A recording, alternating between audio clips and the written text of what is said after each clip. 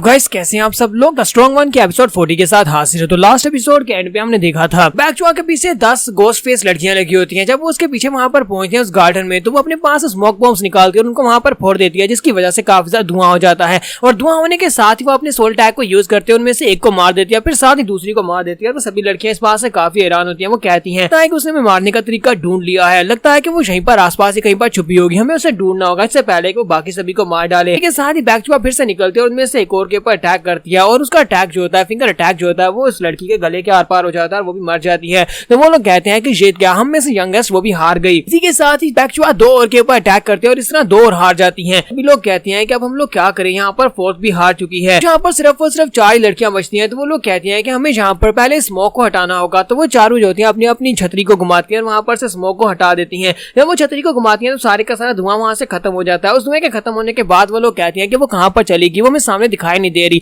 तो वो चारों अपने आसपास देख रही होती है, लेकिन उन्हें कहीं पर भी बैकचुआ दिखाई नहीं देती। जबकि बैकचुआ उनके ऊपर होती है। वो ऊपर वाली साइड से उनसे कहती है कि तुम सभी लोगों का खेल अब खत्म हुआ। तो जब वो ऊपर से नीचे की तरफ आ रही होती है तो सभी लड़कियां कहती हैं कि हमारे ऊपर तो छतरी है, हमें छतरी की वजह से ऊपर से दिखाई नहीं दे रहा, वो ऊपर है, हमारे पर अटैक करने वाली है। तो इसी के साथ ही वो अपनी एक स्पेशल टेक्निक जिसका नाम टॉप ब्लेड होता है, हिमली fingers the 5 class of the yellow dragon को यूज करती है। जब वो उस टेक्निक को यूज करती है तो 5 लड़कियां जो होती हैं उन 5 की बॉडीज वहां पर कट जाती है और 4 लड़कियां जो होती हैं उनकी बॉडीज कट जाती है और चारों के टुकड़े वहां पर नीचे गिरते हैं। बैकचुआ कहती है कि क्या ये सब कुछ खत्म हो गया। इसी के साथ ही वो काफी ज्यादा हैरान हो जाती है क्योंकि ये सब कुछ अभी खत्म नहीं हुआ। वो सभी के सभी लड़कियां जो होती हैं उन सभी की डेड बॉडीज फिर से उठकर खड़ी हो जाती हैं। सभी की डेड बॉडीज उठकर खड़ी होने के बाद एक ही जगह के ऊपर इकट्ठा करना शुरू हो जाती हैं। सभी एक जगह के ऊपर इकट्ठा होती हैं और इसी के साथ एक बड़ी सी डॉल बन जाती है, यानी कि एक बड़ी सी गोस्ट फेस गर्ल बन जाती है। तो वहां पर एक बहुत बड़ी सी गोस्ट फेस गर्ल होती है जो कि उसके सामने खड़ी होती है। बैकचुआ कहती है कि ऐसा बिल्कुल भी नहीं हो सकता, ये किस किस्म की मार्शल आर्ट्स है। गोस्ट फेस जो होती है साइज के बड़े होने के बाद कहती है देखो जरा मैं एक बड़ी सी बटरफ्लाई हूँ, तुम यहाँ पर बिल्कुल एक कीड़े मकोड़े की तरह लग रही हो, लगता है कि अब तुम्हें यहाँ पर मसलने का वक्त आ चुका है। और इसी के साथ ही वो बड़ी सी गोस्ट फेस जो होती है वो भी वहां पर उसी के स्किल को यूज करती है। वो अपने हाथ को सामने की तरफ करती है और अपने स्पेशल स्किल जिसका नाम 3 हिमली फिंगर्स होता है, यानी कि वो सेम टू सेम बैकचुआ की टेक्निक को कॉपी करके उसी के ऊपर यूज कर रही होती है। तो वो उस टेक्निक को यूज करते हुए उसके ऊपर अटैक करती है, यानी कि उसी येलो ड्रैगन वाली टेक्निक को जिसे बैकचुआ ने थोड़ी देर पहले यूज किया था। तो वो उस टेक्निक को यूज करते हुए जब बैकचुआ के ऊपर अटैक करती है तो बैकचुआ को नुकसान नहीं पहुंचा रही थी, बल्कि उसके पीछे काफी बड़ा हिस्सा जो होता है वो बर्बाद हो जाता है, यानी कि उसका अटैक इससे बहुत ज्यादा पावरफुल होता है। इस बात से हमारी बैकचुआ बहुत ज्यादा हैरान होती है। वो ऊपर से जंप करते हुए जल्दी से साइड के ऊपर हट जाती है। वो पीछे की तरफ भाग कर जा रही होती है और कहती है कि मुझे इस गार्डन से बाहर निकल कर जाना होगा। और साथ ही वहां पर फिर से अपनी येलो ड्रैगन टेक्निक को यूज करते हुए उसके ऊपर अटैक भी करती है। उसके ऊपर अटैक करती है तो उसकी पूरी बॉडी वहां पर 5 हिस्सों में कट जाती है, लेकिन साथ उसकी बॉडी फिर से वहां पर आपस में जुट जाती है। बैकचुआ कहती है कि मुझे लगा ही था कि यहाँ पर रेड सी डीमन ग्रुप वालों की स्पेशल मार्शल आर्ट्स की टेक्निक को यूज कर रही है, यानी कि ये लोग यहाँ पर एक इल्यूजन टेक्निक को यूज कर रहे हैं। इसका मतलब यह है कि मैं इन लोगों के इल्यूजन के अंदर फंस चुकी हूँ, ये एक बड़ी सी इल्यूजन है। गोस्ट फेस फिर से अपने पंजे से उसके ऊपर अटैक करने के लिए आगे बढ़ती है और उसे कहती है कि तुम्हें तो हमारे डीमन सी ग्रुप के बारे में पता है, तुम तो काफी ज्यादा कुछ जानती हो, तुम्हें क्या लगा था कि तुम इतनी आसानी के साथ हमारे इल्यूजन टेक्निक से बच पाओगे, तो बिल्कुल भी नहीं होगा।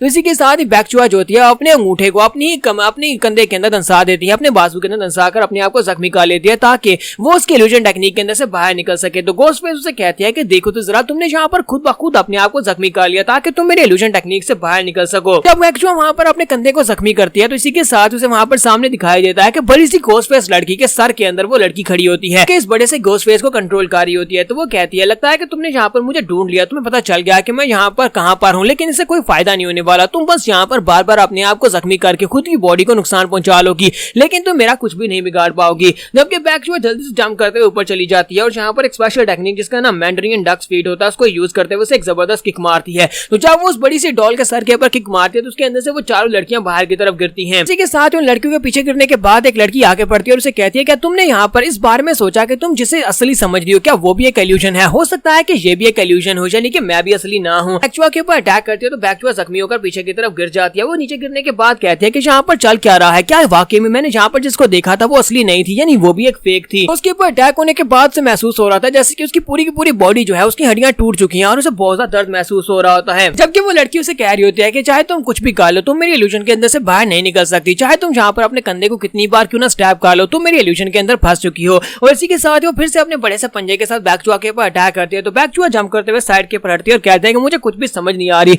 मुझे समझ नहीं आ रही कि यहाँ पर रियल कौन और फेक कौन है, यानी कि मैं यहाँ पर इल्यूजन और रियलिटी के दरमियान में कोई फर्क नहीं कर पा रही। इसी के साथ ही वो कहती है कि अब ये क्या हुआ, मुझे पूरी बॉडी के अंदर जो पहले दर्द महसूस हो रहा था वो दर्द महसूस नहीं हो रहा, सिर्फ कंधे वाला दर्द महसूस हो रहा है जिसे मैंने खुद जख्मी किया है। मतलब यह है कि वो सब कुछ भी एक इल्यूजन था, यानी मेरी बॉडी जख्मी हुई नहीं थी। बैकचुआ कहती है तो इसका मतलब यह है कि ये सारे का सारा फेक है, इसका मतलब यह है कि मैं कभी यहाँ पर आई नहीं थी, इसका मतलब यह है कि ये सारी की सारी एक इल्यूजन है। लेकिन मैं इन लोगों के इल्यूजन में आई कब? साथ ही वो कहती है कि ये कब स्टार्ट हुआ, तो फिर साथ ही वो हिसाब लगाना स्टार्ट करती है। कहती है कब ये स्टार्ट हुआ? जब वो बड़ी सी घोस्ट फेस वाली लड़की मेरे सामने अपीयर हुई थी, क्या उस वक्त मैं इल्यूजन में आई थी? वो कहती है नहीं, इससे पहले हुआ था। फिर साथ ही वो कहती है जब मैं इस गार्डन के अंदर आई थी, क्या ये उस वक्त हुआ था? कहती है नहीं, इस वक्त नहीं हुआ था। क्या ये उस वक्त हुआ था जब वो सभी लड़कियां वहां पर मुझे घेरे हुए थी? फिर साथ ही वो कहती है नहीं, ये उस वक्त हुआ था जब उनमें से एक लड़की मेरी तरफ आगे बढ़ी थी और उसने मुझे कहा था कि तुम तो बहुत ज्यादा खूबसूरत हो, और उस वक्त मैंने उसकी आंखों में देखा था। मुझे लगता है कि उसी वक्त ये सब कुछ स्टार्ट हुआ था। तो ये सब कुछ वापस में बैक में वहीं पर चला जाता है। असल में बैकचुआ कभी इस गार्डन में आई नहीं थी, वो उसी जगह के ऊपर खड़ी है जहां पर उस लड़की ने आकर उसकी आंखों की तरफ देखा था और उसे कहा था कि तुम एक खूबसूरत लड़की हो। लेकिन खूबसूरत लड़की यहाँ पर क्या कर रही है? के साथ ही वो लड़की भी कहती है कि मुझे लगता है कि इसे पता चल गया है कि ये मेरी इल्यूजन है, और इसे पता चल गया है कि इल्यूजन के अंदर से बाहर कैसे निकलना, मेरे पास और कोई रास्ता नहीं है, मुझे इसे मारना होगा। और इसी के साथ ही वो बैकचुआ को मारने के लिए आगे बढ़ती है। तो जब वो बैकचुआ को मारने के लिए आगे बढ़ी होती है, इसी के साथ ही बैकचुआ वहां पर खड़ी खड़ी अपनी उंगली को साइड के ऊपर करते हुए उसकी तलवार के अटैक को ब्लॉक कर लेती है। कहती है कि ये लड़की अभी मेरी इल्यूजन के स्पेल के अंडर है, लेकिन इसके बावजूद ये इंस्टिंक्टिवली यहाँ पर अपनी उंगली को हटाकर मेरे तलवार के अटैक को यहाँ पर आसानी से ब्लॉक कर सकती है। बैकचुआ भी यहाँ पर इल्यूजन के अंदर से बाहर निकल आती है और कहती है कि मुझे अभी भी यहाँ पर मर्डरस हो रहा महसूस हुआ, इसका मतलब यह कोई तो यहाँ पर है जो कि मेरे पर अटैक कर रहा है। बैकचुआ को पता चलने के बाद सीन हमारा फिर से इल्यूजन के अंदर चला जाता है, जहाँ पर वो भी गार्डन के अंदर ही होती है। तो इन सभी को, इन इल्यूजन्स को उसे गार्डन के अंदर ही हराना पड़ेगा। तो उसके सामने वो बड़ी सी घोस्ट फेस लड़की होती है और उसके साथ 4 और लड़कियां होती है। तो वो कहती है कि मुझे लगा ही था कि ये सब कुछ फेक है। साथ ही बैकचुआ कहते हैं कि अब मैं यहाँ पर अपनी आंखों के ऊपर भरोसा नहीं कर सकती, मुझे यहाँ पर महसूस करना होगा। अगर मैं इनके मर्डर सोरा को महसूस कर सकूं तो मैं इनके अंदर से रियल वन को ढूंढ सकती हूँ। और इसी के साथ ही वहां पर उनको महसूस करना शुरू करती है और कहते हैं कि ये सभी के सभी जितनी है ये सारी फेक है, इनमें से किसी के अंदर भी मुझे जान महसूस नहीं हो रही। और इसी के साथ ही सामने एक लड़की दिखाई देती है। तो वो कहती है कि वो रही, ये वो ही है, यही है वो जो बाकी सभी को कंट्रोल कर रही है। असल में इसी ने यहाँ पर इल्यूजन क्रिएट की हुई है। कहती है कि मैं इस बारे में श्योर हूँ। इसी के साथ ही कहती है मैंने तुम्हें ढूंढ लिया, मुझे पता चल गया है कि तुम कहाँ पर हो। घोस्ट फेस भी इस बात से बहुत ज्यादा हैरान होती है और कहते हैं कि इसने बड़ी आसानी के साथ मेरी इल्यूजन को तोड़ लिया, मैं इसका मुकाबला नहीं कर सकती, मुझे जाकर अपनी मास्टर को बताना होगा, मुझे जाकर मैडम को बताना ही होगा,